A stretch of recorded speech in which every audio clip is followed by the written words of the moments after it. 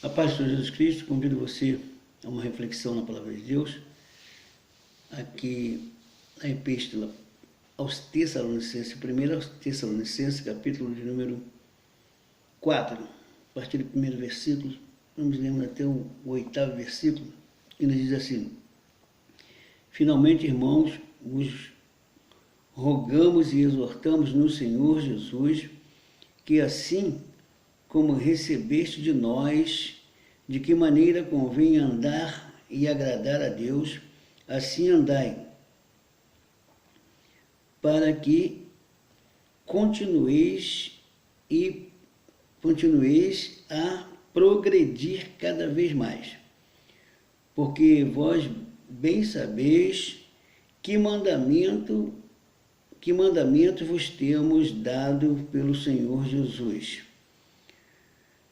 Porque esta é a vontade de Deus, a vossa santificação, que vos abstenhais da prostituição, que cada um de vós saiba possuir o vosso vaso em santificação e honra, não nas paixões de concupiscências como os gentios, que não conhecem a Deus, nem oprima ou engane seu irmão em negócio algum, porque o Senhor é vingador de todas as coisas, como também antes vô-lo dissemos e testificamos, porque não nos chamou Deus para a imundícia, mas para a santificação. Portanto, quem despreza isso, não despreza ao homem, mas sim a Deus, que nos deu também o seu Espírito Santo. Queridos, vamos colocarmos um tema sobre nessa mensagem. Vamos colocarmos um tema que é vivendo para agradar a Deus. É extremamente difícil agradar a Deus, porque nós temos uma tendência muito grande de nos apegarmos às coisas da terra, às coisas humanas, porque somos humanos. Mas para agradarmos a Deus, precisamos abrirmos mão de muitas coisas da nossa vida. Vida. O que é vida? O dicionário define vida como um período entre o nascimento e a morte. Isso é o mais que óbvio. O nascimento e a morte do indivíduo é definido como a vida humana. Vida é ação. Viver é ter ação. Vida cristã é a vida baseada nos princípios de Cristo. Então, nós vamos nos apegarmos mais na vida cristã, que é a vida baseada nos princípios de Cristo. O tema vivendo para agradar a Deus, quer dizer, a nossa vida voltada para agradar a Deus, é preciso que tenhamos muito cuidado. Então, nesse texto, encontramos Paulo, ele nos lembra de alguns princípios fundamentais para a vida, para viver e agradar a Deus. Então, há princípios que são fundamentais para que possamos vivermos e agradarmos a Deus. Por causa dos costumes ordenados por Deus e das instruções do Senhor Jesus. O Senhor Jesus deu-nos instruções. Por isso que o apóstolo Paulo fala: finalmente, irmão, os rogamos e exortamos no Senhor Jesus, que assim como recebeste de nós, quer dizer, daqueles que tiveram ligação com a responsabilidade de pregar a palavra, assim como recebeste de nós, de que maneira convém andar e agradar a Deus, assim andai, para que comuniqueis, para que continueis a progredir cada vez mais, para progredir, ter progresso, ter avanço, cada vez mais que vamos procurando conhecer a vontade de Deus, nos aplicarmos a ela, vai havendo um progresso na nossa vida, um avanço, vamos nos estruturando, vamos nos edificando e também edificando a outros com o nosso procedimento. Então, é preciso que entendamos que existem costumes que são normais entre seres humanos comuns, mas para nós cristãos não podemos vivermos a prática dele porque Deus abomina. É bom que deixemos de lado tal comportamento. Ele vai falar acerca de algo que a gente precisa fugir, das tentações. Por causa das tentações, ele vai falar aqui no versículo número 5 e 6, ele diz, não nas paixões das consciências, como os gentios que não conhecem a Deus. Ninguém oprime ou engana o seu irmão com negócio algum, porque o Senhor é vingador de todas essas coisas, como também antes vos dissemos e testificamos. Então, a tentação, ela é real e o inimigo fará de tudo para nos levar a desobedecer a palavra de Deus. Então, a gente precisa de vigilância, a gente precisa de intimidade com o Espírito Santo, precisa da direção, precisa da palavra, porque o mundo está cheio de tentação. Elas não são apenas de caráter humano, elas vêm tanto por meios humanos, como também são tentações espirituais, mas a gente precisa se preparar para fugir dessas tentações e para nos guardarmos dela para que elas não venham nos atingir. Então, é bom que a gente tenha cuidado, que a gente aprenda a enfrentar as situações, apenas o caráter suficiente para enfrentá-las, mas amar a esposa, ele já fala, agora está falando da pureza, na questão do pecado da prostituição, que ele vai falar aqui, que há uma necessidade. O versículo de número 3, ele diz, porque esta é a vontade de Deus, a vossa santificação, que vos abstenhais da prostituição, ou seja, rejeiteis, fugir. O que é se abster? Se abster é rejeitar, se abster é não fazer. Então, é um dever de todo crente, principalmente do homem casado, ele fugir da prostituição. Está falando existem prostituição física, prostituição mental e prostituição espiritual. O crente tem que vigiar e fugir de todas elas. A prostituição física, ela é muito conhecida e todos nós precisamos termos o cuidado até então, porque se você é casado, fez um compromisso com a esposa e tratou diante de um altar ou diante do juiz de paz de ser fiel, você precisa lutar contra os seus desejos, contra as tentações que vêm para poder te tirar desse compromisso, dessa aliança que você fez com uma pessoa. Você deve lutar com todas as forças. Mas existe a tentação espiritual, que é você... O que é a prostituição espiritual, ou um adultério espiritual? O que é?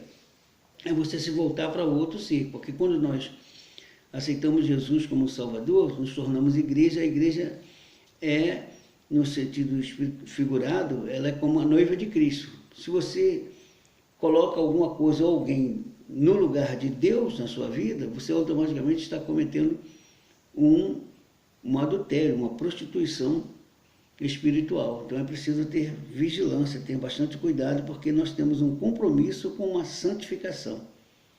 Então é preciso temer a Deus e buscar a santificação. O que é a santificação? Santificação é se separar para Deus.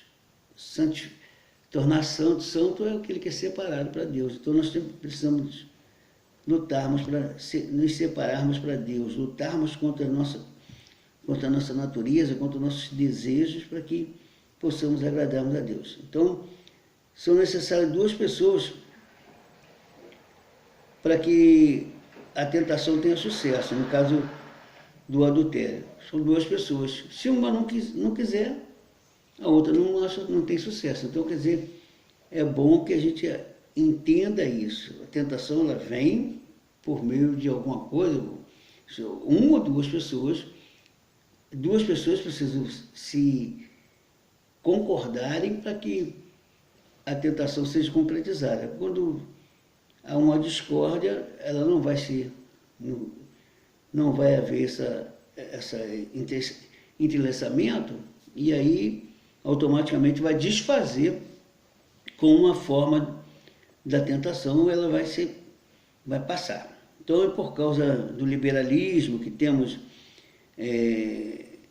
que ser compassivos com outros e exigentes conosco, a quem muito se dá, muito se pede. Então, a Bíblia diz que no capítulo 12, versículo 48 de Lucas, fala que aquele que soube a vontade do seu Senhor e não se aprontou, vai ser castigado com muitos açoites, porque soube a vontade e não se aprontou. Então é bom que a gente aprenda a conhecer a vontade do Senhor e praticar, e lutar para se preparar. Eu quero falar um pouco sobre a vontade de Deus, que é a nossa santificação. O versículos de 3 a 6, Paulo ele detalha uma santificação baseada em alguns pontos. Ele está baseando principalmente em cima disso que a gente já está falando aqui, que é a questão de se abster da prostituição, da imoralidade, da traição, do sexo pré-conjugal, porque, como a gente falou com relação ao casamento, dentro do casamento, se houver uma traição, no caso uma prostituição, isso vai desfazer uma aliança, ou pelo menos manchar uma aliança, manchar uma comunhão, mas para o cristão, o sexo também fora do casamento, o pré-conjugal, ele atinge a santidade, desfaz uma santidade, porque o sexo está reservado biblicamente para o casamento. Então, quando alguém um cristão, nos dias que nós estamos vivendo, cheio de tentação, cheio de ofertas, se o cristão não tiver cuidado, o jovem cristão não tiver cuidado, ele acaba se envolvendo, tanto o rapaz quanto a moça, acaba se envolvendo e praticando o ato sexual fora do casamento, ou extraconjugal, e aí acaba causando transtorno. Então é bom que se tenha um grande cuidado, tanto o jovem quanto o casado. O casado, qualquer pessoa que ele arrumar fora do seu casamento, ele está cometendo um pecado extraconjugal, um adultério. E uma pessoa solteira cometendo um ato sexual fora do casamento, mesmo que seja com uma pessoa que ele pretende se casar, é abominável aos olhos de Deus. Deus não aprova tal comportamento. Então, outro ponto muito importante é que cada um saiba possuir o seu próprio corpo. Então, saber possuir o corpo é saber se guardar, irmão, saber ter cuidado. A gente sabe que aquilo que é danoso, nós temos ali da consciência, a nossa consciência nos mostra o que é certo, o que é errado. Principalmente se você tem uma intimidade com Deus, você conhece a palavra de Deus, você vai saber o que coisas que agradam a Deus e que desagradam a Deus. Então, positivamente, em santificação e honra, e que ele quis dizer aqui, é viver em santificação e honra, é se separar para agradar a Deus, lutar contra negatividade, que muitas das vezes é incluída. Por exemplo, você às vezes não cometeu o ato sexual propriamente dito, mas você armazenou desejos impuros no seu coração. E Jesus disse que, com relação ao adultério, que se um homem tentar para uma mulher com desejos maliciosos, ele no coração já cometeu o adultério. Então é preciso ter muito cuidado e vigiar muito, porque os desejos lascívios acabam provocando uma desestrutura na estabilidade cristã. Então é preciso que ele busque o homem ou a mulher, deve buscar vigiar, fugir da tentação, porque o pecado da mente são as fantasias obscuras que vêm. Muitas das vezes você não cometeu o ato, mas você fantasiou, o que é? Colocou a mente, trabalhou aquilo ali. Então a fantasia é abominável aos olhos de Deus. Então, até então, alguém pergunta assim: é pecado se masturbar? Não, de repente o masturbar em si não, mas a mente carregada de pensamentos impuros, de fantasia, é pecado. E dificilmente alguém vai se masturbar sem que se coloque algo na mente, sem que se trabalhe a mente para uma maldade qualquer, ou coloca alguém, até mesmo as pessoas no relacionamento íntimo, conjugal, ela precisa vigiar para que ela não coloque, a pessoa está cometendo o ato sexual com pensamento em outra pessoa. Então essa fantasia, ela acaba destruindo, a fantasia acaba colocando um tropeço, é um pecado, manchando a santidade de alguém. Então é preciso vigiar e tirar os enfeites maléficos do coração, da mente, e trabalhar a mente para que agrade a Deus. Outra coisa é que ninguém ofenda ou dependa ou defraude alguém. A gente tem que ter muito cuidado com relação à fofoca, calúnia, amargura, rancor, palavras duras contra alguém. Isso ocasiona problema difícil. O versículo 6 diz assim, ninguém oprima ou engane o seu irmão em negócio algum, porque o Senhor é vingador de todas essas coisas, como também antes vos dissemos e testificamos. Então, irmãos, o cristão tem que ter muita cautela para que ele não engane o outro, não ofenda o outro ou qualquer pessoa. Ofende o outro ser humano, né, no caso, pode ser crente ou não crente, não pode estar ofendendo. E a gente muitas das vezes não vigia nada com relação, principalmente com relação à política, a maneira que a gente fala com relação aos políticos, com relação às autoridades. A gente fala de uma maneira totalmente pesada e atualmente a falta de vigilância, estão usando palavras duras e grosseiras até para falar com as autoridades eclesiásticas. Às vezes vai falar de pastor, a pessoa fala de qualquer maneira, não tem respeito. Tudo isso é desagradável a Deus, isso fere a santidade. Então é preciso que tenhamos cuidado para que não ofendamos e não defraudemos os direitos de alguém, entendeu? Então a fofoca, a calúnia, a amargura, o rancor. O rancor, então, se você está com o coração amargo, está com amargura no coração, você está com rancor. Então, aquilo ali pode se transformar em doenças que vai prejudicar a sua própria saúde. E as palavras duras. Tem pessoa que tudo que ela vai falar é se maldizendo, falando palavras duras, denegrindo a imagem do outro, reclamando de tudo, de todos.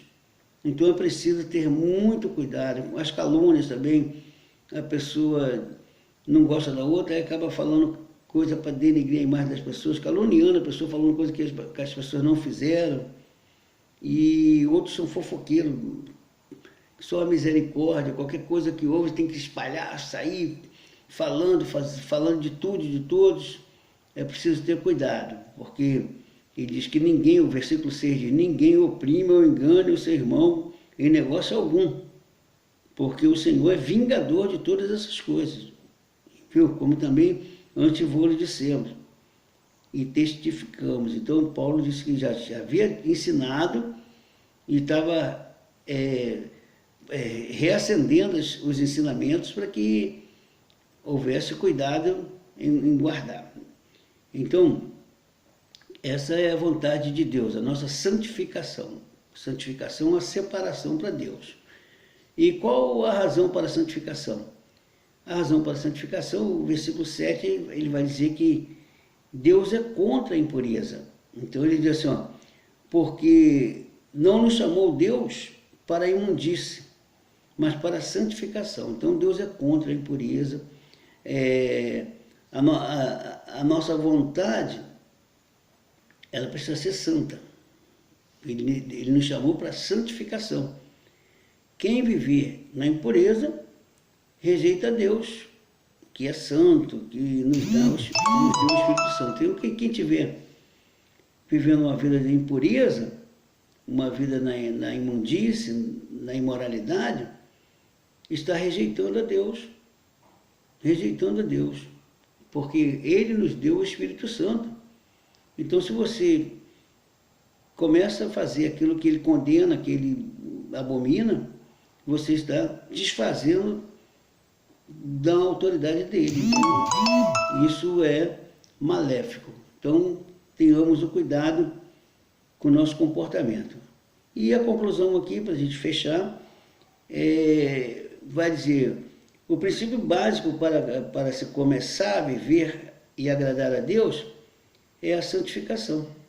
Então, porque Deus, Ele quer que nos santifiquemos. Hebreus capítulo 12, versículo 14, vai falar, segui a paz com todos e a santificação, sem a qual ninguém verá o Senhor. Então, lutemos, busquemos a paz, se for possível, disse o escritor, quando estiveres em vós, tende paz com todos os homens.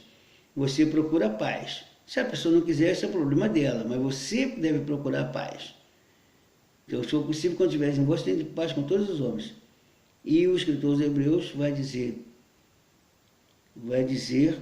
que devemos seguirmos a paz e a santificação. Sem essa dupla, não teremos condições de vermos ao Senhor. Então, portanto, a santificação é uma exigência da palavra de Deus, que busquemos nos separarmos para agradarmos a Deus, que sermos diferentes. Não somos melhores do que ninguém, mas temos que ser diferentes. Diferente no que tange a fazer a vontade de Deus. Então, o mundo não está nem aí, o mundo quer farrear, o mundo quer levar vantagem, o mundo quer o oba-oba, mas o cristão tem um compromisso com Deus, compromisso com a vida separada para Deus. Então, paremos e pensemos, Deus requer de nós uma postura diferente dos demais gentios. Nós somos gentios porque não fazemos parte da agremiação de Israel, mas somos gentios remidos. Recebemos Jesus como nosso único e suficiente Salvador. Em Jesus, nós fomos feitos santos. Pertencemos à igreja, somos Israel de Deus. Então, por isso, precisamos adorarmos a Deus com a nossa maneira de agir. Muito mais importante do que preparar um hino e cantar é ter a vida moldada pela palavra de Deus. Receba essa palavra. Paremos e pensemos e lutemos para obedecermos. Deus nos abençoe para a glória do seu nome. Amém.